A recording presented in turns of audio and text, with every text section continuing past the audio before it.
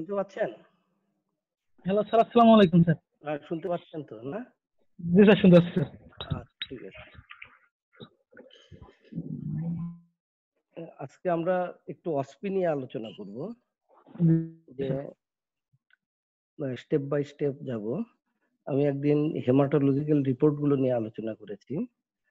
দেখেন, কিছু এক্স-রে এবং ডেটা ইন্টারপ্রিটেশন এগুলো নিয়ে আলোচনা করব। স্যার, হেমাটোলজিক্যাল রিপোর্ট স্যার আমাদের তো আলোচনা করেননি স্যার। কাদের আলোচনা করলাম? স্যার আমাদের তো ইসিজি নিয়ে একদিন আলোচনা করছিলেন শুধু। তাই নাকি? আপনাদের ইসিজি নিয়ে আলোচনা করছি? জি স্যার। আচ্ছা, কতটুকু স্যার আলোচনা? ইসিজি 5টা ক্লাস নেওয়ার কথা ছিল, একটা ক্লাস নিয়েছিলেন জাস্ট। তাই? আচ্ছা আচ্ছা আচ্ছা, আমি তো শুধু ভুলে গেছি। বেসিকটা স্যার। আচ্ছা, কার সাথে যেন আলোচনা করলাম নিয়ে, আমি ভাবছি আপনাদের সাথে আলোচনা করছি বোধহয়। আচ্ছা, ঠিক আছে, দেখি তাহলে ইসিজি আমি পরে নিব, কারণ কয়েকটা ক্লাস কন্টিনিউশন দরকার। যে আজ আমরা কিছু ডাটা ইন্টারপ্রিটেশন এবং এক্স-রে নিয়ে আলোচনা করব।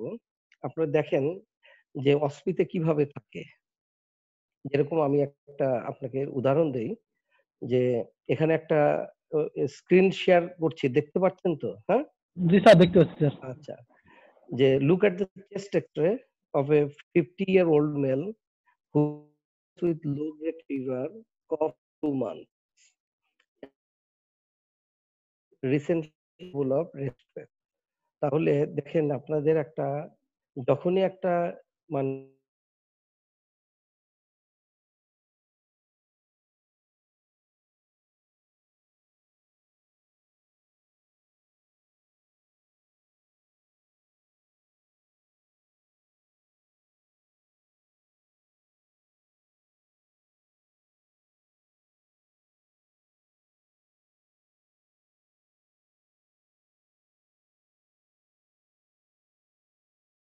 ল্যাবরেটরি, আচ্ছা, 4টা ল্যাবরেটরি ইনভেস্টিগেশন আপনার কাছ থেকে চাওয়া হচ্ছে।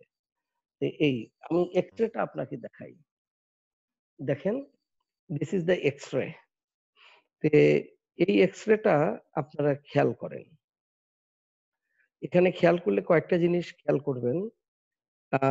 যে আমি চেয়েছি কয়টা ইম্পর্টেন্ট অ্যাবনরমাল রেডিওলজিক্যাল ফাইন্ডিং, এখানে নাম্বার উল্লেখ করা নাই। তাহলে আপনাকে যে কয়টা অ্যাবনরমাল রেডিওলজিক্যাল ফাইন্ডিংস আছে সেই কয়টাই আমি চেয়েছি। ইম্পর্টেন্ট, লেস ইম্পর্টেন্ট না কিন্তু। এখানে যদি খেয়াল করেন, আপনি দেখবেন left side of the chest, left side of the চেস্টের দেখবেন লোয়ার জোন এবং পার্ট অফ দ্য মিড জোনে কি আছে, একটা হোমোজেনাস ওপাসিটি আছে এবং তার একটা উপরে আপার মার্জিন দেওয়া আছে। আবার একটু খেয়াল করলে দেখবেন উপরে যে ট্র্যাকিয়ার গ্যাস শ্যাডো, এটা একটু রাইট সাইডে শিফটেড এবং হার্ট শ্যাডোটা একটু রাইট সাইডে শিফটেড, সাধারণত এতটুকু থাকে না। তাহলে আমি যদি বলি যে অ্যাবনর্মাল রেডিওলজিক্যাল ফাইন্ডিংস গুলো কি, তাহলে আপনি নাম্বার 1, প্রত্যেকটা পয়েন্টের জন্য কিন্তু নাম্বার আছে। একটা হলো লেফট সাইড, আপনাকে সাইড ডিটারমিনেশন ফার্স্ট করতে হবে। আপনি যদি বলেন হোমোজেনাস ওপাসিটি প্রেজেন্ট, কিন্তু যদি আপনি উল্লেখ না করেন রাইট না লেফট সাইডে, তাহলে তার জন্য মার্ক পাবেন না। 2 নাম্বার জিনিস, জোন উল্লেখ করতে হবে। রেডিওলজিক্যাল ফাইন্ডিংস এর জোন, এখানে lower zone and part of mid zone. Homogenous ওপাসিটির জন্য মার্ক আছে, সাইড ডিটারমিনেশনের জন্য মার্ক আছে, জোন ডিটারমিনেশনের জন্য মার্ক আছে এবং ট্র্যাকিয়া এবং হার্ট শ্যাডো যে শিফটেড, এটার জন্য মার্ক দেওয়া থাকবে। তাহলে এই কয়টা ফাইন্ডিং আপনাকে বলতে হবে। Just a minute. হ্যালো, হ্যাঁ বলো। আচ্ছা, তাই পাঠাই দাও।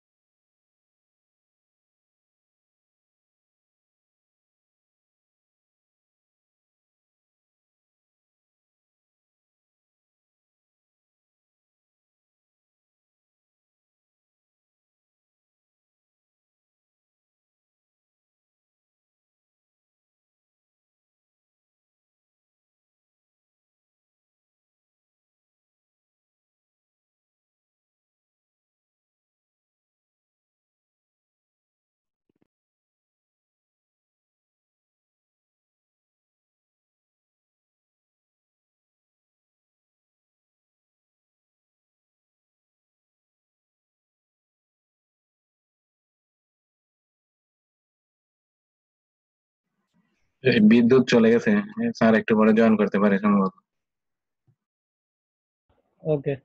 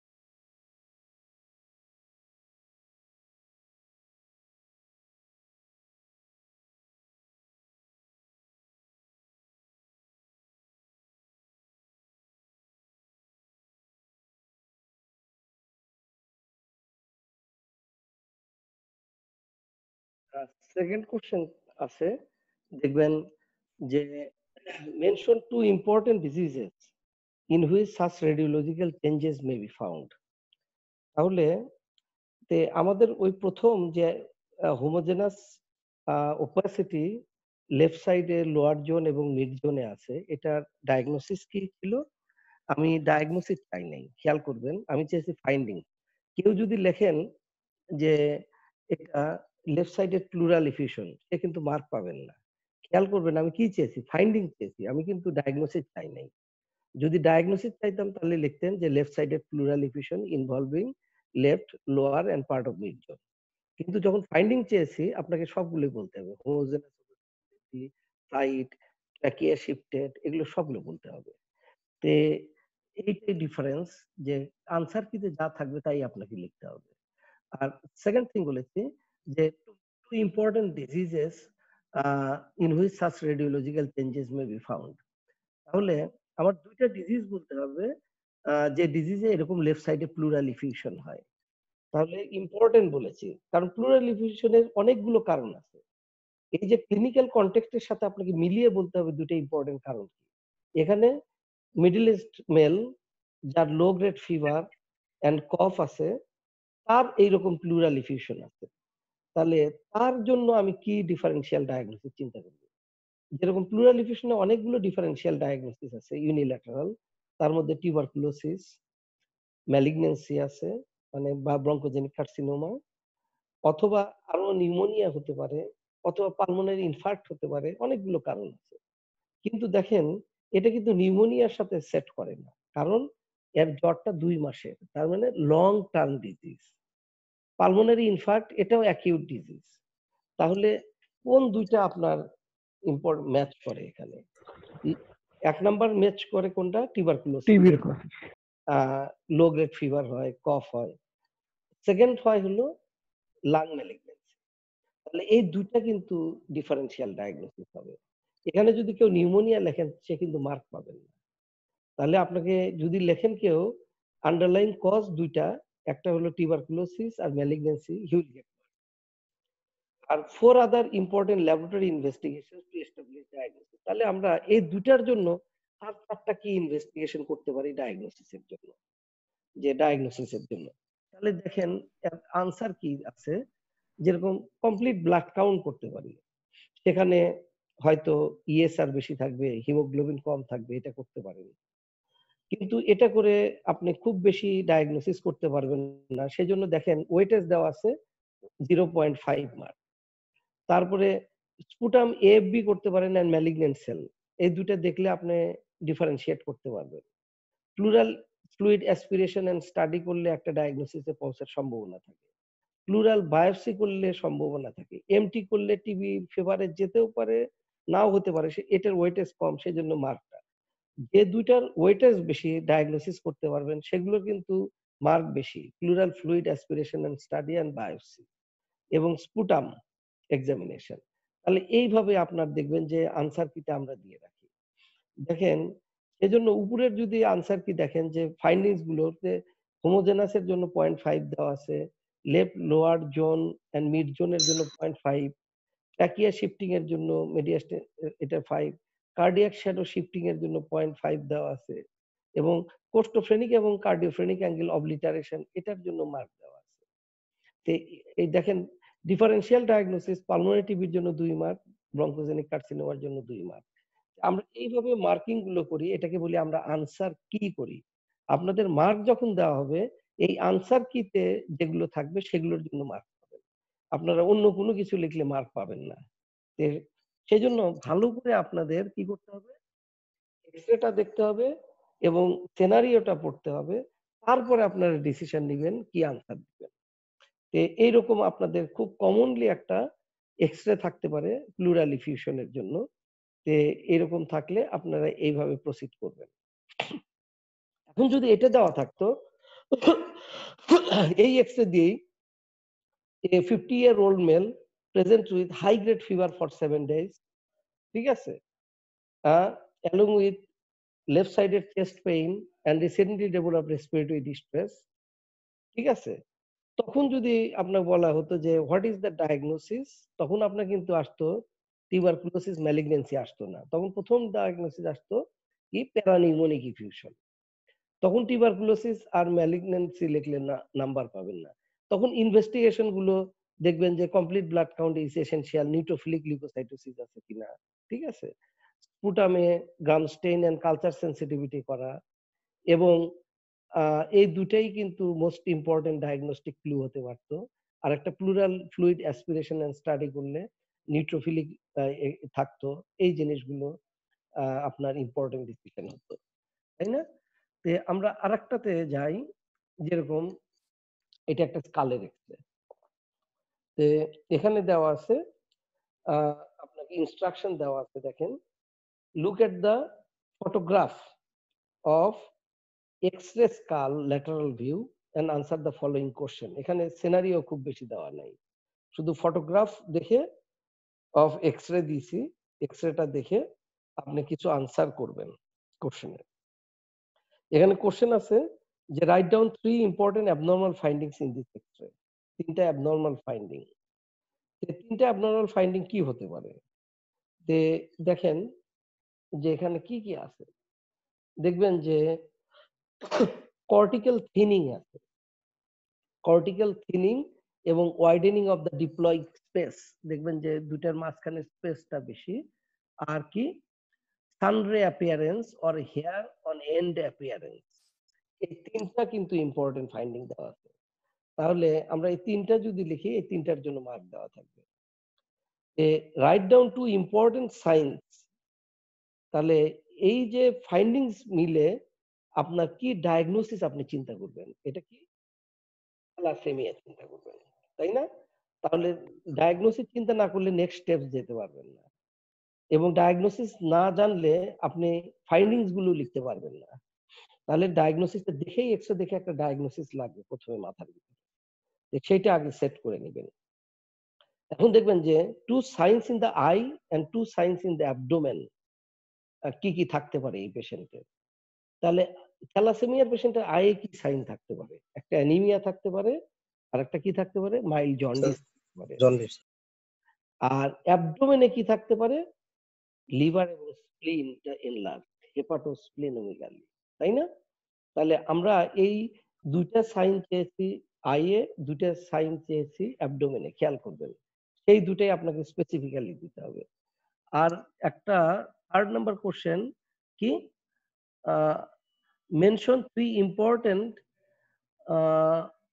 Complication of the disease. তাহলে এই থ্যালাসেমিয়া ইম্পর্টেন্ট কমপ্লিকেশনস 3টা চেয়েছি বোধহয়, তাই না? 3 কি হতে পারে? থ্যালাসেমিয়ার পেশেন্টে কি হতে পারে ইম্পর্টেন্ট কমপ্লিকেশন? আপনি সেটা আগে চিন্তা করবেন। থ্যালাসেমিয়ার পেশেন্টে কমপ্লিকেশন হয় অ্যানিমিয়ার জন্য, অ্যানিমিক হার্ট ফেইলিউর হতে পারে। 2 নাম্বার, লিভার স্প্লিন খুব বড় হয়ে গেলে, স্প্লিন বড় হলে হাইপারস্প্লেনিজম ডেভেলপ করতে পারে। আর কি ডেভেলপ করতে পারে? যে ডেভেলপ করতে পারে আপনার যে অনেক সময় যে আয়রন ডিপোজিশন হয়, কারণ হিমোলাইসিস হলে কি হবে? আয়রনটা ডিপোজিট হবে, তখন হিমোক্রোমাটোসিস ডেভেলপ করতে পারে। হ্যাঁ? আর কি হতে পারে এই থ্যালাসেমিয়ার পেশেন্টের? যে অনেক সময় ট্রান্সফিউশন দিলে ট্রান্সফিউশন ইনডিউস ইনফেকশন, যেরকম hepatitis B virus, C virus, malaria, এগুলো হতে পারে। তাহলে আমি 4টা বললাম। তো দেখেন এইটাতে যে মার্কগুলো আমি ডিস্ট্রিবিউশন দেখার জন্য দিচ্ছি 3 নাম্বারে। যে অ্যানিমিক হার্ট ফেইলিউরের জন্য মার্ক দিয়েছি 1, হাইপারস্প্লেনিজমের জন্য মার্ক দিয়েছি 1, হিমোক্রোমাটোসিসের জন্য মার্ক দিয়েছি 1, এবং ট্রান্সফিউশন রিলেটেড ইনফেকশন, এটা যদিও থ্যালাসেমিয়ার কমপ্লিকেশন না, এটা কি ট্রিটমেন্টের কমপ্লিকেশন, সেজন্য 0.5 দিয়েছি। কেউ যদি লেখেন উপরের 3টা লেখেন তাহলে পাবেন কত? 3। কেউ যদি মানে 1, 2 আর 4 লেখেন সে পাবেন কত? 2.5। কারণ এই 3টা হলো মেজর কমপ্লিকেশন, আর নিচেরটা হলো ট্রিটমেন্ট রিলেটেড, এটা একটু দূরের। তাহলে আপনাকে 3 important complication of the disease বলেছি। আমার নিচেরটা মার্কই দেওয়ার কথা ছিল না, তবুও আপনারা যেহেতু আন্ডার গ্রাজুয়েট স্টুডেন্ট, সেজন্য আপনারা এটা লিখতে পারেন, সেজন্য 0.5 দিয়েছি। তাহলে এটা write down on investigation to confirm the diagnosis. ঠিক আছে? Confirm the diagnosis with 2 expected findings. On investigation confirm করবেন কোনটা দিয়ে? এটা হলো হিমোগ্লোবিন ইলেকট্রোফোরেসিস। এটার অনেকগুলো ইনভেস্টিগেশন করা যায়, তাই না? হিমোলাইটিক অ্যানিমিয়া, যেরকম কমপ্লিট ব্লাড কাউন্ট করতে পারি, সেখানে হিমোগ্লোবিন কম থাকবে, এমসিবি কম থাকবে। এমসিবি কম মানে মাইক্রোসাইটিক হবে, তাই না? তারপরে পেরিফেরাল ব্লাড ফিল্ম করলে ফ্র্যাগমেন্টেশন অফ দা কি আরবিসি থাকবে। তারপরে কি থাকবে? টার্গেট সেল থাকতে পারে, এবং আপনার কি থাকতে পারে? নিউক্লিয়েটেড আরবিসি থাকতে পারে, তাই না? এগুলো বিলিরুবিন করলে একটু বেশি থাকবে। এগুলো তো থাকবে, কিন্তু আমি কনফার্ম করার জন্য ডায়াগনোসিস, কনফার্ম করতে পারবেন না। কনফার্ম করার জন্য ডায়াগনোসিস চেয়েছি একটা। তাহলে আপনাকে সেটা কি বলে? হিমোগ্লোবিন। কেউ যদি বলেন যে এটা কমপ্লিট ব্লাড কাউন্ট করবো, কেউ যদি বলেন পেরিফেরাল ব্লাড ফিল্ম করবো, নাম্বার পাবেন, এটাতে কনফার্ম করা যাবে না। কনফার্ম করতে গেলে হিমোগ্লোবিন ইলেকট্রোফোরেসিস এবং তার এক্সপেক্টেড ফাইন্ডিংস নিয়েছি। এখানে কি থাকবে? হিমোগ্লোবিন এ থাকবে কম, রিডিউসড হয়ে যাবে। আর কি থাকবে? হিমোগ্লোবিন এফটা বেড়ে যাবে, তাই না? তাহলে এই ফাইন্ডিং গুলো লিখলে মার্ক পাবেন। তো এইরকম একটা আপনার স্কাল এক্সরে থাকতে পারে, যেটার মাধ্যমে আপনাদের আমরা এক্সরে অ্যাসেস করতে পারি। এটা হলো আনসার কি। দেখেন স্কালের আরেকটা এক্সরে খেয়াল করেন। এখানে এই এক্সরেতে যে কোনো একজন বলেন তো কি আছে এটা? স্যার So এটা কি মাল্টিপল মায়োলোমার X ray? Sir X-ray of skull lateral view sir showing that multiple punctured light illumination with variable side shape involving Yes. sir whole of the skull. So আচ্ছা। my radiological diagnosis না এখন sir it আপনাকে is a কিছু চাই নাই, আপনাকে চেয়েছি যে কি মাল্টিপল, হ্যাঁ, ল্যাটারাল ভিউ শোয়িং মাল্টিপল কি অস্টিওলাইটিক লেশন, তাই না? অস্টিওলাইটিক লেশন যে অফ ভ্যারিয়েবল সাইজ, কতগুলো বড় আছে কতগুলো ছোট আছে, তাই না? এটাই হলো মূল জিনিস। তো এইরকম এক্সরে থাকলে ডায়াগনোসিস কি হতে পারে? মাল্টিপল মায়োলোমা, অথবা কি হতে পারে? কি স্যার মেটাস্টেসিস। হাইপারপ্যারাথাইরয়েডিজম, অস্টিওপোরোসিস। না অস্টিওপোরোসিস হাইপারপ্যারাথাইরয়েডিজম এরকম হয় না, ঠিক আছে। দুটেই ডায়াগনোসিস হতে পারে এত বড় বড় যদি থাকে, একটা হলো মাল্টিপল মায়োলোমা আর একটা হলো কি স্যার সেকেন্ডারি ডিপোজিট। হ্যাঁ বনি মেটাস্টেসিস, হ্যাঁ তাহলে মেটাস্টেসিস হতে পারে, অস্টিওলাইটিক লেশন হতে পারে, এই দুইটা। হাইপার প্যারাথাইরয়েডিজম এরকম হয় না, হাইপার হয় হলো খুব পিপার স্পট থাকে, এগুলো ছোট ছোট ছোট ছোট ছোট লবণের ইয়ে দেখছেন না, হ্যাঁ হ্যাঁ স্যার, পেপার পট অ্যাপিয়ারেন্স স্যার। পিপার পট অ্যাপিয়ারেন্স, পিপার পট ছোট ছোট দেখবেন যে ছোট ছোট। অস্টিওপোরোসিসে এরকম হয় না, ছোট ছোট ছোট ছোট হয়। এরকম বড় বড় সাধারণত থাকে দুইটা কারণে। এখন আমি দেখেন সিনারিওটা দিয়েছি, look at the X-ray skull lateral view of a 65-year-old male presents with severe back pain for the last 3 months. They mention important abnormal findings, shown in the X-ray. তাহলে ফাইন্ডিংটা বলে ফেলেছেন। আর most likely underlying disease for developing সাস, তাহলে দুইটার মধ্যে কোনটা পসিবিলিটি বেশি? বেশি কোনটা? মাল্টিপল মায়োলোমা, যদি পাঞ্চ আউটের মতো মনে করেন। তাহলে কেউ যদি লিখেন যে মেটাস্টাসিস, তবুও মার্ক দেওয়া যেতে পারে।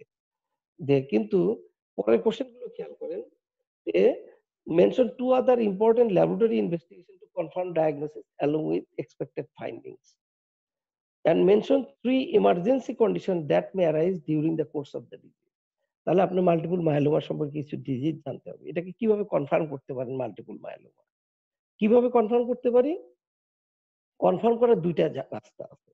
একটা তো এক্স-রে রেডিওলজিক্যাল করেছেন, 2 নাম্বার হলো কি bone marrow examination. Bone marrow examination করে যদি আপনি কি পান, abnormal or malignant plasma sell যদি পান ইনক্রিজড অ্যামাউন্ট, তাহলে আপনি ধরে নেবেন এটা মাল্টিপল মায়োলোমা। 3 নাম্বার হলো কি প্লাজমা প্রোটিন ইলেক্ট্রোফোরেসিস। আমার প্লাজমা প্রোটিন ইলেক্ট্রোফোরেসিস করে যদি কি পাই, এম ব্যান্ড পাই, হ্যাঁ, অথবা ইউরিনারি প্রোটিন ইলেক্ট্রোফোরেসিস করে যদি এম ব্যান্ড পাই, তাহলে ডায়াগনোসিস কনফার্ম। তাহলে রেডিওলজিক্যালের সাথে আমি দুটো ইনভেস্টিগেশন চেয়েছি, তাহলে সেটা আপনারা যদি এই দুটো বলেন তাহলে মার্ক পাবেন। এখন এই মাল্টিপল মায়োলোমার পেশেন্টের এমার্জেন্সি কন্ডিশন কি কি ডেভেলপ করতে পারে? এখানে কয়েকটা এমার্জেন্সি কন্ডিশন ডেভেলপ করে। তার মধ্যে 1 নাম্বার এমার্জেন্সি কন্ডিশন যেগুলো আমরা বলি, অনেক সময় দেখা যায় হাইপার ক্যালসেমিক ক্রাইসিস বা হাইপার ক্যালসেমিয়া ডেভেলপ করে। হাইপার ক্যালসেমিয়া হলে কনস্টিপেশন, পলিউরিয়া, কনফিউশন এগুলো ডেভেলপ করে হাইপার ক্যালসেমিয়া। অনেক সময় হাইপার ভিসকোসিটি, মানে ব্লাডের ভিসকোসিটি খুব বেড়ে যায়, তার জন্য হেডেক বিভিন্ন কিছু হয়, hyper viscosity syndrome. Number acute renal failure, myeloma protein গুলো এখানে জমা হয়ে অ্যাকিউট রেনাল ফেলিউর করে। সেপ্টিসেমিয়া হয় অনেক সময়, সেপ্টিসেমিয়া, কারণ এখানে তো বোন ম্যারো তো রিপ্লেসড হয়ে গেছে কি দ্বারা? প্লাজমা সেল দ্বারা, কিন্তু এগুলো অ্যান্টিবডি তৈরি করতে পারছে না ভালো, ফলে ইমিউন সাপ্রেস কন্ডিশন, ফলে ইনফেকশন হয়ে সেপ্টিসেমিয়া হতে পারে। আর কি হতে পারে? ধরেন স্পাইনাল কর্ড ফ্র্যাকচার হয়ে গেল, প্যাথোলজিক্যাল ফ্র্যাকচার হতে পারে, এগুলো হলে এমার্জেন্সি কন্ডিশন ডেভেলপ করতে পারে। হ্যাঁ, তাহলে দেখেন আমি এইভাবে মার্ক দিয়েছি যে মাল্টিপল অস্টিওলাইটিক, মাল্টিপলের জন্য 0.5, অস্টিওলাইটিক লেশনের জন্য 1, মাল্টিপল মায়োলোমার জন্য এত। দেখেন বোন ম্যারো এক্সামিনেশন তার সাথে ফাইন্ডিং লেখার জন্য এত। প্লাজমা প্রোটিন ইলেক্ট্রোফোরেসিস বা ইউরিনারি ইলেক্ট্রোফোরেসিস যদি লেখেন, প্যারাপ্রোটিন বা এম ব্যান্ড যদি লেখেন, তার জন্য মার্ক আছে। আর আপনাকে বলছি যে প্যাথোলজিক্যাল ফ্র্যাকচার, ওখানে স্পাইনাল কর্ড কম্প্রেশন হয়ে প্যারালাইসিস হতে পারে, hypercalcaemic crisis, hyperviscosity, septicaemia. আমি দিয়েছি 3টা, আমি এখানে আনসার কিতে আছে 6টা। এই 6টার মধ্যে যে কোনো 3টা লিখলে আপনারা মার্ক পাবেন। আমি আপনাদের জন্য বেশি আনসার কিতে রেখে দিয়েছি, কেন? যে আপনারা আন্ডার গ্রাজুয়েট স্টুডেন্ট, আপনারা এতগুলো হয়তো মনেও না থাকতে পারে, সেই জন্য আমি সবগুলোতেই মার্ক দিয়ে রাখছি। হ্যাঁ, জি। দেখেন এইটা একটা চেস্ট এক্সরে, আমি আর একটা সিনারিও, এই চেস্ট এক্সরে কার 45-year-old male who presents with breathlessness and leg edema for last 2 months. তে যার 2 মাসের জন্য ব্রেথলেসনেস এবং লেগ এডিমা আসছে ফর 2 months এবং আনসার দ্য ফলোইং কোশ্চেন। তাহলে এক্সরেটা দেখে নেন। দেখেন এটা দেখেন এক্সরে দেখে এই এক্সরেটা কি স্যার ফাইন্ডিং নাকি স্যার? হার্ট হার্ট শ্যাডো তো এনলার্জ। ডায়াগনোসিস বলবো না ফাইন্ডিং স্যার? ডায়াগনোসিস এক্সরে দেখলে মনে হচ্ছে কি হার্ট শ্যাডো কি এনলার্জ বলে বলে আসছে। ট্রান্সভার্স ডায়ামিটারটা বেড়ে গেছে তাই না? আচ্ছা, তো এইরকম ট্রান্সভার্স ডায়ামিটারটা বাড়তে পারে যে কার্ডিয়াক শ্যাডোটা এনলার্জ, তাই না? কি কি কারণে? একটা হতে পারে হার্টের চতুর্দিকে ফ্লুইড জমা হলে, তাই না, পেরিকার্ডিয়াল এফিউশন, অথবা হার্টটাই বড় হয়ে গেছে। দুইটা কারণ। তাহলে হার্টটা বড় হতে অথবা হার্টের চতুর্দিকে ফ্লুইড। আচ্ছা, তাহলে এই দুইটা কারণ হতে পারে। তাহলে হার্টের চতুর্দিকে ফ্লুইড হলে এটা পেরিকার্ডিয়াল এফিউশন হতে পারে। আর কি হতে পারে? মানে কার্ডিয়াক শ্যাডো ইনক্রিজ হতে পারে, মানে কার্ডিয়াক ডায়ালিটেশন, যেটা হয় ডায়ালেটেড কার্ডিওমায়োপ্যাথিতে হতে পারে, ইসকেমিক হার্ট ডিজিজ হতে পারে, ভালভুলার হার্ট ডিজিজ হতে পারে, তাই না? তারপরে হতে পারে কি অ্যানিমিয়াতে হতে পারে, ঠিক আছে? তে দেখেন অনেকগুলো কারণ বললাম, এগুলো বেরিবেরিতে হতে পারে, তাই না? এগুলো অনেকগুলো কারণ বললাম যে এই শ্যাডোটা। তাহলে আমি চেয়েছি যে one important radiological finding, one important radiological ফাইন্ডিংটা কি? Cardiac shadow. আর mention 5 important cause of such radiological changes. তখন আপনি ওই 5টা কারণ এগুলো বলবেন। এখন আমি বলছি write down 2 other important investigation that you would suggest for this patient to establish diagnosis. Number 1 কি হবে?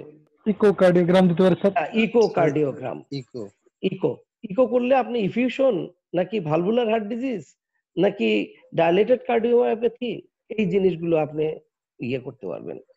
আরেকটা কি আমি বলতে পারি? ইসিজি, তাই না? ইসিজি, ইসিজি বলতে পারি। তে আমি আপনাদের জন্য আরো কিছু মার্ক দিয়ে রাখছি, যেগুলোর ওয়েটেজ কম দিয়ে রাখছি, যে অ্যানিমিয়া হলো কিনা, লিপিড প্রোফাইল মানে ischaemic heart disease, blood glucose, এগুলো দিয়ে রাখছি। এগুলোর জন্য ওয়েটেজ কম দেওয়া আছে, আরো ওয়েটেজ কমে যাবে। আসলে দুইটার মধ্যে বললে আপনাকে এই উপরের দুইটা বলাটা ভালো, ইসিজি এন্ড ইকো। হ্যাঁ জি স্যার, এটাতে আমরা যে লেগ ইডিমাটা স্যার এখানে কি গুরুত্বপূর্ণ দেবো না স্যার? আচ্ছা, লেগ এডিমা তো গুরুত্বপূর্ণ অবশ্যই, কারণ আপনাকে এটা বলছি যে হার্ট ফেলিওর। জি স্যার, এটাই কারণ এই এক্সরের সাথে মানে হার্ট ফেইলিউরটা তো পেরিকার্ডিয়াল এফিউশনে হতে পারে, ঠিক আছে? আবার আপনাকে বাইভেন্ট্রিকুলার ফেইলের জন্য হতে পারে, ঠিক আছে? তাহলে এটা হার্ট ডিজিজ আমরা বুঝাচ্ছি।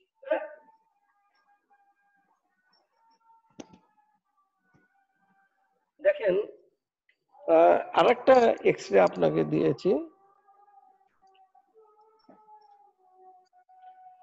look at the supplied chest x-ray PA view and answer the following questions. এখন দেখি যে এক্সরে চেস্টটা কি। এটা হলো এক্সরে চেস্ট। এই এক্সরেতে কি আছে? স্যার ক্যাভিটেশন আছে স্যার। ক্যাভিটেশন, এটা gas shadow with air fluid level. Air fluid level. আচ্ছা, এখানে একটা দেখেন রাইট সাইড স্যার, রাইট সাইডে একটা লার্জ একটা ক্যাভিটি আছে, ক্যাভিটির একটা ওয়াল আছে, নিচের দিকে দেখবেন একটা ডেন্স শ্যাডো আছে, তারপরে হরাইজন্টাল মার্কিং, এটাকে বলা হয় এয়ার ফ্লুইড লেভেল। হ্যাঁ, তাহলে cavitary lesion with air fluid level, এর একটাই ডায়াগনোসিস, এটা কি? Lung abscess sir. Abscess, lung abscess. শুধু ক্যাভিটি থাকলে অনেকগুলো ডায়াগনোসিস হতো, কিন্তু ক্যাভিটি উইথ এয়ার ফ্লুইড মানে এটা অ্যাবসেস। তাহলে two important abnormal radiological findings. 1 নম্বর রেডিওলজিক্যাল ফাইন্ডিংস কি? Cavitary lesion sir. হ্যাঁ, আর 2 নম্বর হলো এয়ার ফ্লুইড লেভেল। আরেকটা মেনশন করতে হবে আপনাকে, মানে কোন সাইটে ঠিক আছে, রাইট সাইড এবং কোন জোনে, ঠিক আছে। তাহলে আমরা সেটাও খেয়াল করি যে এটা ফার্স্ট সেকেন্ড মানে part of the mid zone and lower zone, lower zone. ঠিক আছে, রাইট সাইডে। তাহলে দেখেন ক্যাভিটি রিলেশন, এয়ার ফ্লুইড, এগুলো মার্কিং আছে। এখন আমার সেকেন্ড কোশ্চেনটা ছিল কি, right down two expected physical science during general examination and 2 cardinal signs during examination of chest। তাহলে আমরা কি পেতে পারি? তাহলে জেনারেল এক্সামিনেশন দুটো ফাইন্ডিং, আর একটা কি রেসপিরেটরি সিস্টেমে দুটো কার্ডিনাল সাইন কি পেতে পারি লাং অ্যাবসেসে। জেনারেল এক্সামিনেশন একটা পেতে পারি ক্লাবিং, আর একটা কি টেম্পারেচার রেইজড, তাই না? এই দুটো ইম্পর্টেন্ট ফিজিক্যাল ফাইন্ডিং লাং। চেস্টে কি পেতে পারি? ওখানে স্টেথো বসালে একটা পেতে পারি ক্রেপিটেশন, কারণ এয়ার ফ্লুইড আছে, তাই না, ক্রেপিটেশন। আর একটা কি পেতে পারি? ব্রঙ্কিয়াল ব্রেথ সাউন্ড, অ্যামফোরিক ব্রঙ্কিয়াল অনেক সময় বলে, বা ব্রঙ্কিয়াল যদি কেউ বলেন কোনো সমস্যা নেই। তাহলে এই দুইটা চেস্ট ফাইন্ডিং আর কি দুইটা ফিজিক্যাল ফাইন্ডিং জেনারেল এক্সামিনেশনে, ঠিক আছে, এই দুইটা পেতে পারি। আর এর ইম্পর্টেন্ট ল্যাবরেটরি ইনভেস্টিগেশন কি করতে পারি? একটা ব্লাড কাউন্ট করতে পারি, ব্লাড কাউন্ট করলে নিউট্রোফিলিক লিউকোসাইটোসিস থাকতে পারে। আর কি করতে পারি? Aspiration sir. নো, অ্যাসপিরেশন করলে নিউমোথোরাক্স করবেন এগুলো। এটা ইয়ে স্যার, তো sputum for gram stain, sputum for gram stain and culture sensitive, culture sensitivity. ঠিক আছে, কারণ এটা না করলে ম্যানেজ করতে পারবেন না তো। হ্যাঁ, এটা তাহলে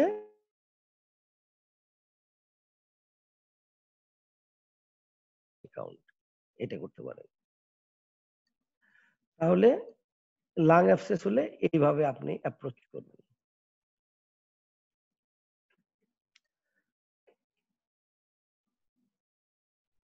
তারপরে আপনি একটা খেয়াল করেন, আপনাদের একটা ফটোগ্রাফ দেখেন, দিস ইজ দ্য ফটোগ্রাফ। খেয়াল করেন এই ফটোগ্রাফে আমি কি দেখিয়েছি? Sir koilonychia, koilonychia, koilonychia sir, koilonychia. Spoon shape nail bed sir. আচ্ছা, নেইল দেখিয়েছি, তাই না? নেল। আচ্ছা, নেইলটা কেমন? Spoon spoon shape shape, sir. মানে ওর ভিতরে যদি এক ফোঁটা পানি দেন দেখবেন যে টিকে যাবে, তাই না? স্পুন শেপ, মনে হয় যে স্পুনের ভিতরে যদি পানি দেন যেভাবে থাকবে ঠিক এইরকম হয়ে গেছে স্পুন শেপ এইটা। তাহলে এইটাকে কয়লোনাইকিয়া বলি। তাহলে আমি সিনারিও তার আগে দিয়েছি। Look at the photograph of a 30-year-old male who presents with generalized weakness, poor effort tolerance, palpitation and dizziness for 6 months. এগুলো কিসের ফিচার? অ্যানিমিয়ার ফিচার। অ্যানিমিয়া। আচ্ছা, they mention the name of the sign shown in the photograph. তাহলে কি বলবেন? কয়লোনাইকিয়া। Name 3 other important signs that you would expect in this case during general examination. তাহলে তিনটা আমার findings এই পেশেন্টের কয়লোনাইকিয়া যার আছে, অ্যানিমিয়া যার আছে, কি পেতে পারি? একটা হলো অ্যানিমিয়া পেতে পারি, হ্যাঁ, ওকে। সেকেন্ড থিং কি পেতে পারি? টাং, স্মুথ টাং পেতে পারি বা লস অফ প্যাপিলা। থার্ড কি পেতে পারি? যে অ্যাঙ্গুলার স্টোমাটাইটিস, তাই না? Angular stomatitis. তাহলে আয়রন ডেফিসিয়েন্সি অ্যানিমিয়ার জন্য কয়লোনাইকিয়া সাধারণত হয়, এবং তার জন্য টাং দেখতে হয়, অ্যাঙ্গেল অফ দ্য মাউথ দেখতে হয়, এবং অ্যানিমিয়া আছে কিনা দেখতে হয়, তাই না? তাহলে এই তিনটা আমি আপনাদের কাছ থেকে সাইন এক্সপেক্ট করি। What is the most likely cause of such finding? তখন কি বলবেন? Iron deficiency, iron deficiency. এবং write down two, just a minute. হ্যাঁ রফিক, ওয়ালাইকুম আসসালাম রফিক।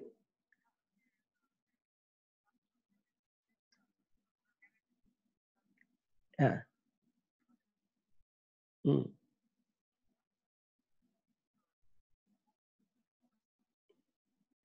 এনটিটিভি, হ্যাঁ হ্যাঁ, কন্টিনিউ করেন, কন্টিনিউ করেন। হ্যাঁ হ্যাঁ, হ্যাঁ, অ্যান্টিটিউড কন্টিনিউ করেন, ওটা ইমপ্রুভমেন্ট দেখেন। আচ্ছা, হুম, হ্যাঁ, হ্যাঁ, হুম, হুম।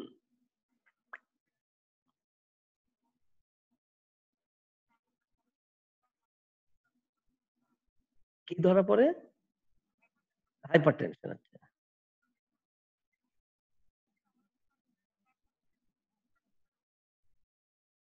হুম,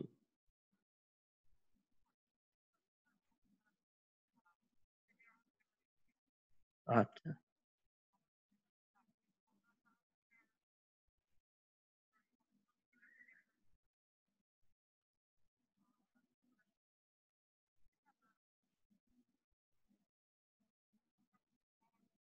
হুম, হুম,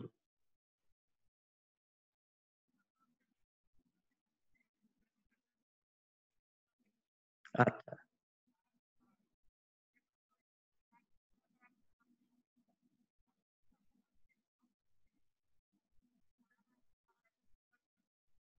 আচ্ছা,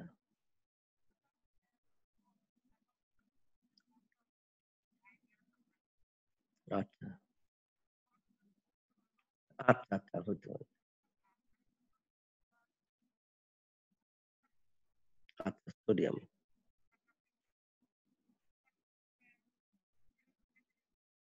আচ্ছা, হুম, আচ্ছা, ঠিক আছে। হুম, আচ্ছা,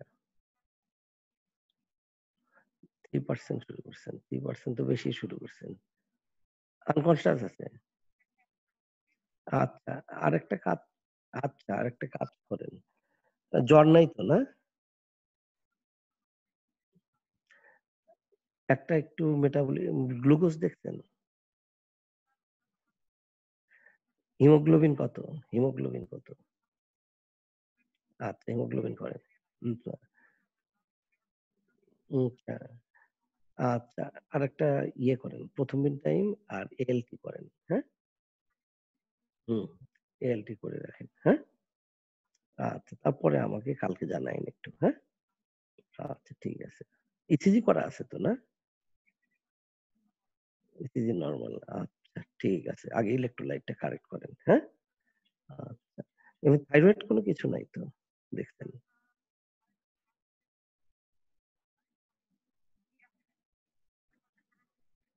না, হাইপারটেনশন কি ওষুধ খাইতো? থাইরয়েড খাইতো না তো? পটাশিয়াম ভালো আছে, না? আচ্ছা, ঠিক আছে। ঠিক আছে। তাহলে কালকে আমাকে জানাবেন। হ্যাঁ? জি, আচ্ছা।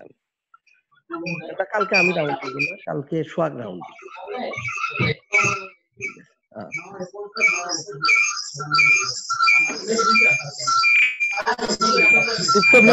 সাউন্ড কমান, সাউন্ড কমান, সাউন্ড কমান। মিউট করেন প্লিজ। আচ্ছা, এখন right down two haematological investigation for him, মানে এটা একটু কোশ্চেনটা ভিন্ন, আর একটু ইয়ে করা লাগবে, যে হেমাটোলজিক্যাল ইনভেস্টিগেশন চেয়েছি, খেয়াল করেন। এখানে নেক্সট ইনভেস্টিগেশনটা কি হবে এটা পাওয়ার পরে? একটা কমপ্লিট ব্লাড কাউন্ট করতে পারি, তাই না? জি স্যার। আর একটা কি করতে পারি? Peripheral blood. Peripheral blood film. Peripheral blood. Complete blood কাউন্টে আমি কি এক্সপেক্ট করবো? হিমোগ্লোবিন কম থাকবে, আর এমসিবি কি থাকবে? কম থাকবে, তাই না? কম থাকে। জি স্যার। আচ্ছা, পেরিফেরাল ব্লাড ফিল্মে কি পাবো? Microcytic Hypochromia. অ্যানিমিয়া থাকবে। এখন আরো তো অনেক পরীক্ষা করা যায়। সিরাম ফেরিটিন করা যায়, Iron profile, sir. হ্যাঁ, TIBC total iron binding capacity করা যায়, তাই না? ট্রান্সফিউশন স্যাচুরেশন করা যায়। কিন্তু এগুলো কিন্তু হেমাটোলজিক্যাল ইনভেস্টিগেশন না, এগুলো বায়োকেমিক্যাল ইনভেস্টিগেশন। আমি চেয়েছি হেমাটোলজিক্যাল। তার মানে আপনি কমপ্লিট ব্লাড কাউন্ট আর কি বলবেন? Peripheral blood film. Peripheral blood film. হ্যাঁ, জি। এরপরে তারপর নেক্সট ইনভেস্টিগেশন তো অনেক হতে পারে, হিস্ট্রির উপরে নির্ভর করবে। তে এইভাবেই আমি তৈরি করেছি এটা। এটা দেখেন। Look at the photograph of this young lady and answer the following question. এই ফটোগ্রাফে কি দেখা যাচ্ছে? স্যার এটা তারপরে মেলার রেশ মেলার পাচ্ছি রেশ স্যার, পাচ্ছি স্যার। মেলার বাটারফ্লাই স্যার। এটা একটা ইরাইথেমেটাস র্যাশ। জি স্যার। একটু মিউট করেন সবাই, মিউট করেন। আচ্ছা, ইরাইথেমেটাস র্যাশ, তাই না, ওভার দা বোথ চিকস, হ্যাঁ, এবং কি ক্রসিং দা নেজাল ব্রিজ, তাই না, নোজের উপরে আছে। নেজোলেভিয়াল ফোল্ডটা অত ইনভলভ হয় নাই, আপার পার্ট অফ দ্য লিপে আছে, তাই না, আপার লিপে, হ্যাঁ, and also in the eyebrows এইদিকে আছে, তাই না। তে দেখেন এই মেলার র্যাশটা এটা বাটারফ্লাই ডিস্ট্রিবিউশন। তাহলে এই জিনিসটাই আমি বলতে চাইছি।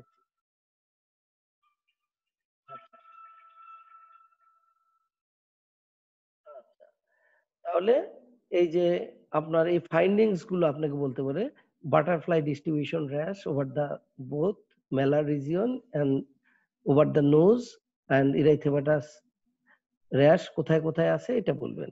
What is the most likely diagnosis, এইরকম যদি বাটারফ্লাই র্যাশ থাকে সেটা আমরা দেখেই বলে দেখি ফিমেলের একটা এসএলই, সিস্টেমিক লুপাস ইরাইথেমাটোসাস। এবং write down two important immunological investigation to establish diagnosis. Immunological মানে অ্যান্টিবডি, ইমিউনোলজিক্যাল জিনিসগুলো কি দেখবেন, হ্যাঁ, এটা হেমাটোলজিক্যাল চাই নাই বা অন্য কিছু চাই নাই। এবং দেখেন তাহলে ইমিউনোলজিক্যাল কি কি ইনভেস্টিগেশন করতে পারেন, টু ইম্পর্টেন্ট। এটা পাওয়ার পরে একটা কি করি, অ্যান্টিনিউক্লিয়ার অ্যান্টিবডি, এএনএ, অ্যান্টিনিউক্লিয়ার অ্যান্টিবডি করি, মোস্ট অফ দ্য কেসে পজিটিভ থাকে। আর কি করতে পারি, anti DNA, anti double standard DNA, হ্যাঁ। আর কি করতে পারি, আরো কিছু অ্যান্টিবডি করা যায়, যেরকম অ্যান্টি স্মিথ অ্যান্টিবডি করা যায়, phospholipid antibody, anti phospholipid antibody, কিন্তু এগুলো ওয়েটেজ কম, কিন্তু ওয়েটেজ বেশি কোনটা দেখবেন, এএনএ এবং অ্যান্টি ডিএসডিএনএ। সেজন্য এগুলোর জন্য প্রত্যেকের জন্য 2। কেউ যদি অ্যান্টি স্মিথ অ্যান্টিবডি বলেন সে 1 পাবেন, অ্যান্টি ফসফোলিপিড 1 পাবেন। তাহলে 2টা দিতে হলে আপনার উপরের 2টা দিলে আপনি বেশি মার্ক পাবেন, ঠিক আছে। দেখেন এই জন্য বলছি যে butterfly rash over the cheek, nose, eyebrows and upper lips, তাই না, এই প্রত্যেকটার জন্য কিন্তু পয়েন্ট আছে 0.5। কেউ যদি বলেন শুধু চিকে আছে তাহলে কিন্তু পাবেন এইটা, নোজে বললে এটা, আপার লিপস, প্রত্যেকটার জন্য পয়েন্ট দিয়েছি কিন্তু, ঠিক আছে। সেজন্য খেয়াল করবেন, হুট করেই একটা কমেন্ট করে বসেন না, টোটাল দেখে তারপরে কমেন্ট করেন।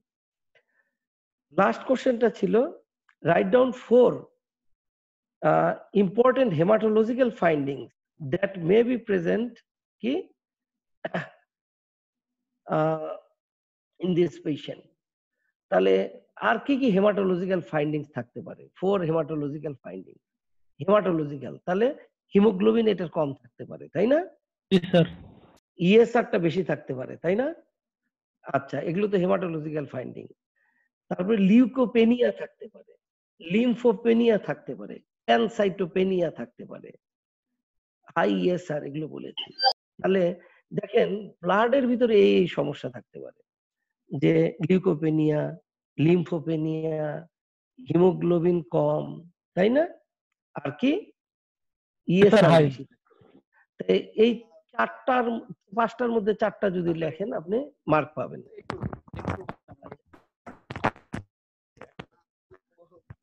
আচ্ছা আচ্ছা, তাহলে আমরা আরেকটা দেখি, যে একটা ডেটা ইন্টারপ্রিটেশনে চলে যায়। এটা দেখাই আজকে শেষ করে দিব, যে clinical, read the clinical scenario and laboratory data carefully and answer the following question. যে a 30-year-old male presents with anorexia, nausea and vomiting for last 8 days. তাহলে anorexia, nausea and vomiting for last 8 days. Following a flu-like illness for 2 days. মানে 2 দিনের তার একটু flu-like illness ছিল, তারপরে তার এই 8 দিন যাবত severe anorexia, nausea and vomiting হচ্ছে। এক্সামিনেশনে দেখলেন he is icteric and hepatomegaly, has hepatomegaly. Icteric আছে, একটু হেপাটোমেগালি আছে। তার টোটাল কাউন্ট দেখলেন 6000 per cubic millimetre, neutrophil 60%, lymphocyte 38%, eosinophil 2%, hemoglobin 13.2 gram per deciliter, ESR 0.8 millimeter in the first hour, serum bilirubin 10.8 milligram per deciliter, ALT 1045 unit per liter, and AST 800 unit per liter, alkaline phosphatase 250 unit per liter। ঠিক আছে, তার মানে এখানে দেখলেন যে total count ভালো আছে, differential count ভালো আছে, হিমোগ্লোবিন ভালো আছে, ইএসআর ভালো আছে, কিন্তু বিলিরুবিনটা রেইজড, হ্যাঁ, অ্যালকালাইন ফসফেটাসটা রেইজড, এএসটিটা রেইজড, তাই না? এবং অ্যালকালাইন ফসফেটাস মাইল্ডলি রেইজড। সবচেয়ে বেশি রেইজড হলো এএলটি, না, এনজাইমের মধ্যে, আর বিলিরুবিনটা রেইজড। এখন write down the most likely diagnosis. What may be diagnosis? Acute viral hepatitis. acute viral hepatitis, yes. Acute viral hepatitis. যদি আমি এখানে দুদিন ফ্লু লাইক ইলনেসটা না দিতাম, যে দিতাম এরকম a 30-year-old male presents with anorexia, nausea and vomiting for last 8 days. On examination he is ecteric and hepatomegaly, তাহলে কিন্তু আরো অনেক কারণ হতে পারতো। কেন? ড্রাগ ইনডিউসড হেপাটাইটিস তো হতে পারে, তাই না? অ্যাকিউট ভাইরাল হেপাটাইটিস হতে পারে, কিন্তু মানে ভাইরাল হেপাটাইটিসের সাধারণত প্রথমে 2-1 দিনের জ্বর ভাব থাকে, তারপরে কি হয় এটা ডেভেলপ করে। এটাই হলো ভাইরাল হেপাটাইটিসের মানে মেইন ক্লু যে অ্যাকিউট ভাইরাল হেপাটাইটিস। তা mention 3 important laboratory investigation to establish aetiological diagnosis. এই অ্যাকিউট ভাইরাল হেপাটাইটিসের ইটিওলজিক্যাল ডায়াগনোসিস এস্টাবলিশ করার জন্য 3টা একটা ইম্পর্টেন্ট ল্যাবরেটরি ইনভেস্টিগেশন করবেন। তাহলে আমার অ্যাকিউট ভাইরাল হেপাটাইটিস কি কি কারণ হয়? সবচেয়ে বেশি হয় অ্যাডাল্টে। হেপাটোট্রপিক ভাইরাস। হেপাটোট্রপিক ভাইরাস গুলো স্যার, কোন ভাইরাস? স্যার হেপাটাইটিস এ আর ই সবচেয়ে বেশি হয়। ই সবচেয়ে বেশি। এ হয় হলো একটু চিলড্রেনদের বেশি, তাই না? Yes, sir. তাহলে প্রথম হতে পারে ই, তারপরে এ এবং বি হতে পারে, তাই না? Yes, sir. সি কিন্তু কম অ্যাকিউট ভাইরাল হেপাটাইটিস করে। তাহলে এইভাবে যদি চিন্তা করেন, তাহলে আমি ইর জন্য কি করতে পারি? অ্যান্টিবডি করতে পারি, ভাইরাল মার্কার গুলো স্যার। আইজিএম, হ্যাঁ, IgM anti H B E, hepatitis কি এনটি এইচ ই ভি বাই, তাই না? Hepatitis E virus, IgM anti H E V, একটা ই ভাইরাস দেখলেন। আইজিএম করতে পারেন anti H A V, hepatitis A virus. আর কি করতে পারেন? HBs antigen. 3টা করলে আমার হয়ে যায়, কারণ সি যেহেতু রেয়ারলি করে সেহেতু সি আমি আর উল্লেখ করলাম না, কারণ ইম্পর্টেন্ট দিয়েছি, তাই না? আচ্ছা, দেখেন আমি এখানে দিয়েছি HBs antigen, anti HCV IgM, anti HAV IgM. তারপরে আমি লিখেছি mention on investigation to assess prognosis of this patient. Prognosis দেখার জন্য আমি কি করবো এই পেশেন্টের? মানে এটা প্রথম বিন টাইম, মানে প্রথম বিন টাইম যত বেশি হবে তার প্রগনোসিস তত খারাপ হবে, ঠিক আছে? তাহলে প্রথম বিন টাইমটা প্রগনোসিস দেখার জন্য। তারপরে আমি আরেকটা কোশ্চেন দিয়েছি, রাইট ডাউন কি ওয়ান, কি লিখছি? Write down complication of the disease that may cause death of this patient। হ্যাঁ, তাহলে এই পেশেন্টের মারা যাওয়ার কারণ কি? মারা যাওয়ার কারণ হলো ফালমিনেন্ট হেপাটিক ফেইলিউর, ঠিক আছে? মারা যাওয়ার কারণ হলো কি? কমপ্লিকেশন কি ডেভেলপ করে? Fulminant hepatic failure. Fulminant hepatic failure, তাই না? হেপাটিক ফেইলিউর ডেভেলপ করে। তাহলে আপনার এইভাবে আনসার গুলো দিতে হয়, যে আপনাকে এইভাবে আপনাকে অ্যাসেস করতে হবে। যে অনেকগুলো আপনার সিনারিও দেওয়া যেতে পারে, অনেকগুলো এক্সরে দেওয়া যেতে পারে, অনেকগুলো কিছু দেওয়া যেতে পারে। আমাদের আমরা সাধারণত হসপিটে যে কাজগুলো করি যে বিভিন্ন সেগমেন্ট থেকে দেই। হসপিটে আপনার বিভিন্ন সেগমেন্ট থেকে দেই। আমরা এক্স-রে থেকে সাধারণত একটা দেই, ইসিজি থেকে সাধারণত একটা দেই, ফটোগ্রাফ থেকে সাধারণত একটা দেই। ঠিক আছে? আপনাদের 10টা স্টেশন থাকে। ঠিক আছে? 10টা স্টেশনের ভিতরে একটুখানি। হ্যাঁ, আসসালামু আলাইকুম চাচা। আছি, ভালো আছি। এখন তো আহ, ওর তো অক্সিজেন লাগতেছে এখনো 10 থেকে 11, 12, 13 লিটারও লাগছে। হ্যাঁ, 13, 14, 15 লাগে। তো এরকম অক্সিজেন লাগছে, কারণ এটা ডিপেন্ড করে যে কতদিন লাগবে। এ, এই জিনিসটা প্রেডিক্ট করা খুব ডিফিকাল্ট, 1 নাম্বার। কারণ হলো যে এখন বোধহয় ওর হলো 12 দিন, বুঝছেন? এই ডিজিজটা সাধারণত, এই কোভিড ডিজিজটা সাধারণত 14-15 দিন পর্যন্ত ফেজ চলতে থাকে, বুঝছেন? কয়দিন হলো জ্বর হওয়া থেকে?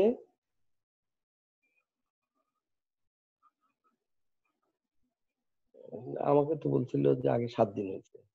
আচ্ছা, হ্যাঁ, আচ্ছা আচ্ছা। আমি হিসেব করে দেখছি 11-12 দিন। আরো 4-5 দিন যাবে হলো খুব ডেঞ্জারাস দিন, বুঝছেন? তো এই কয়েকদিনে অক্সিজেন সাধারণত আরো বেশি বাড়ে, ডিমান্ড বাড়ে। এ, আল্লাহ না করুক যদি 15 লিটারের মতো থাকে, কিন্তু কিছু কিছু রোগী দেখা যায় যে আরো বেশি দিন লাগতেছে, প্রায় কিছু কিছু রোগী আমাদের 1 মাসও এরকম লাগছে, বুঝছেন? এবং যাদের লাং ড্যামেজ খুব বেশি হয়ে যায়, দেখা যায় যে অনেক দিন পর্যন্ত অক্সিজেন এরকম লাগছে, অনেক সময় হাই ফ্লো অক্সিজেনও লাগে। এখন এটা প্রেডিক্ট করা খুব ডিফিকাল্ট হচ্ছে, যে কারণ আমরা ম্যাক্সিমাম ট্রিটমেন্ট দিচ্ছি। আর একটা ড্রাগ যেটা দেওয়া যায় সেটা সাইটোকাইন স্টর্ম বলে, বলে দিতে হয়, কিন্তু এইরকম এভিডেন্স পাচ্ছি না দেখে দেওয়া হচ্ছে না, কারণ এটা অনেক সময় ক্ষতি করে। তে এখন এই জিনিসটার জন্যই আমি চিন্তায় আছি, কারণ যারা একটু ওয়েট বেশি হয়, বুঝছেন, এই ওয়েট বেশিদের হলো স্যাচুরেশন খুব দ্রুত ফল করে। ওয়েট, ডায়াবেটিস, এই দুইটা, বুঝছেন? আল্লাহ দেখা যাক, আমি মানে একটু ওয়েলবিং বাড়ছে, খাওয়া দাওয়ার রুচি একটু বাড়ছে, জ্বর কমছে, কিন্তু আর কোভিড এর পালমোনারি ফেজ যেটা আছে, যে লাংস ইনভলভমেন্ট ফেজটা চলতেই আছে। চলতে চলতে যদি যখন ইনফ্লামেটরি ফেজ বলে একটা প্রদাহ ফেজ যদি হয়, তখন খারাপ হয়ে যায় হঠাৎ করে। এ, এখন ওই প্রদাহ ফেজের সময় একটা ইনজেকশন দিতে হয়। তো ওইটা আমি বগুড়াতে ডিপোতে আমি আমার এক ফ্রেন্ডকে রেডিয়েন্টে নিয়ে রেডি রাখতে বলছি, বুঝছেন? যদি কখনো আমরা ওই যে 2-1 দিন পর পরে ব্লাড টেস্ট করে দেখতেছি ওই ড্রাগটা লাগবে কিনা, বুঝছেন? ওখানে ওই যে প্রফেসর জাকির আছেন, উনি যে আছেন, ওনাদের সাথে কথা বলতেছি। বলে এখন পর্যন্ত আল্লাহ আল্লাহ করে যদি অক্সিজেন ডিমান্ডটা আরো 2-3 দিনের মধ্যে কমে যেত, তবে মানে 13-14 ডের আগে কমার সম্ভাবনা কম বোধহয়। দেখা যাক, দোয়া করেন, আল্লাহ আল্লাহ করে দেখি। হ্যাঁ, দেখি। হ্যাঁ, না না, ওর কোনো সমস্যা নাই, ওর সাথে তো কথা বলছি, মিন্টুর কোনো সমস্যা নাই। কার যে মানে সমস্যাটা হবে এটা প্রেডিক্ট করাই বড় কঠিন। ওর বেশি সমস্যা হচ্ছে ওবেসিটির জন্য, বুঝছেন? এটার জন্য সমস্যাটা বেশি হচ্ছে।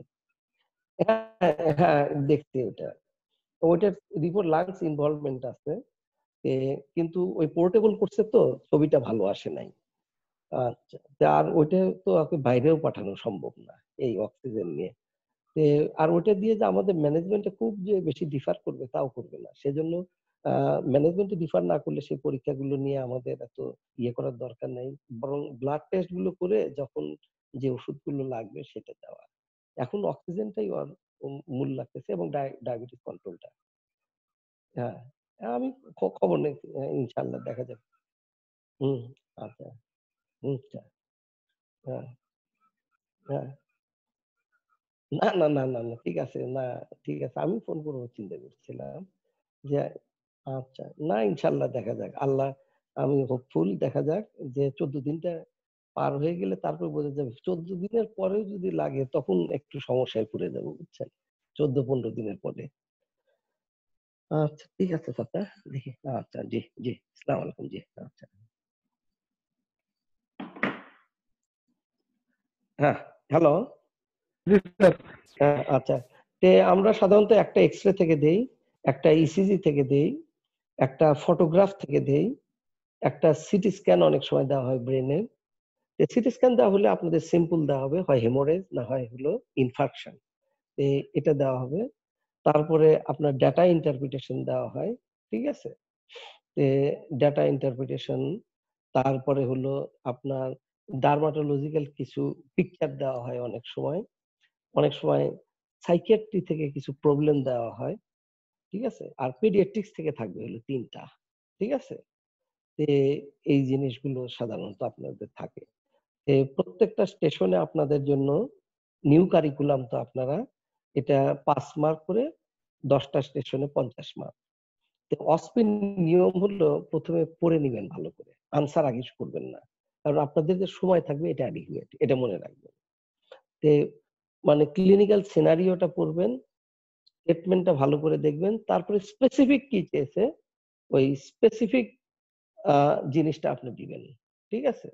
স্পেসিফিক পয়েন্ট গুলো দিবেন।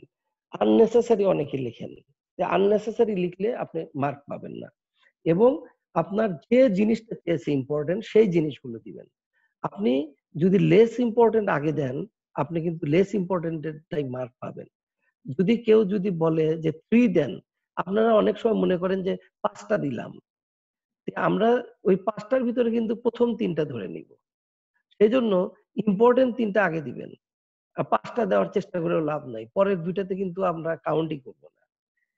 কেউ যদি বলে যে 3টা কজ, ইম্পর্টেন্ট 3 কজ দেন, আপনারা অনেক সময় আমি দেখেছি খাতায় লিখবেন 5টা লিখছেন, ভাবছেন যে ওই 5টার মধ্যে 3টা আমি মেনে নিব, তা নিব না। প্রথম 3টা অ্যাকসেপ্ট করব, পরের 2টা কিন্তু বাদ। সেজন্য আমি বলছি যে আপনারা পড়ে যেভাবে আনসারটা চাওয়া হয় সেভাবে, এবং আনসার কিতে যেটা থাকবে সেই সেই নাম্বারটাই হবে। এবং আনসার কিটাও আমরা ওইভাবে তৈরি করি যেন আপনারা যেটা চিন্তা করছেন সেটার সাথে সিমিলারিটি থাকে। আপনারা আবার বিভিন্নভাবে চিন্তা করলেই হবে না, অ্যাপ্রোপ্রিয়েট চিন্তা করতে হবে, ঠিক আছে? তে এইভাবে আমরা অসপিটার প্রিপারেশন নিব। অসপিটা আপনার আপনার যত এই যে ডাটা ইন্টারপ্রিটেশন, ক্লিনিক্যাল ডাটা হতে পারে, ক্লিনিক্যাল প্রবলেম সলভিং হতে পারে, ল্যাবরেটরি ডাটা হতে পারে, যে কোনো ধরনের ডাটা হতে পারে, তে আমরা দিতে পারি। আমরা আস্তে আস্তে অসপিতে কি কি করতে পারি এগুলো জানি। আপনাদের কোনো প্রশ্ন থাকলে আপনারা করতে পারেন।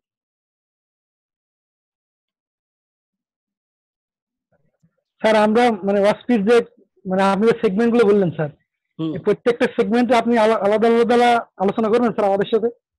হ্যাঁ দেখি আমরা এই আলোচনা করবো, জি অসুবিধা স্যার, নেই। এটাই আর কি শুনতে আচ্ছা চাচ্ছিলাম। আচ্ছা, আজকের এই ইয়ের মধ্যে কোনো আপনাদের আহ, প্রশ্ন আছে কিনা সেটা একটু বলেন।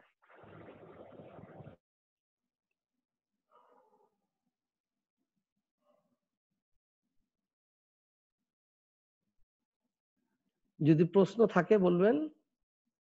নেই মনে হয় স্যার। আচ্ছা, যদি না থাকে তাহলে আমার মনে হয় আজকে শেষ করে দেই। হ্যাঁ জি স্যার। আচ্ছা, স্যার আর next class sir? Next class দেখি আপনাদের জানাই দিব আমি, যে কাল হয়তো নিতে পারবো না, পরশুদিন নিলে আমি জানাই দেব। হ্যাঁ জি স্যার, পরশু স্যার। আচ্ছা দেখি।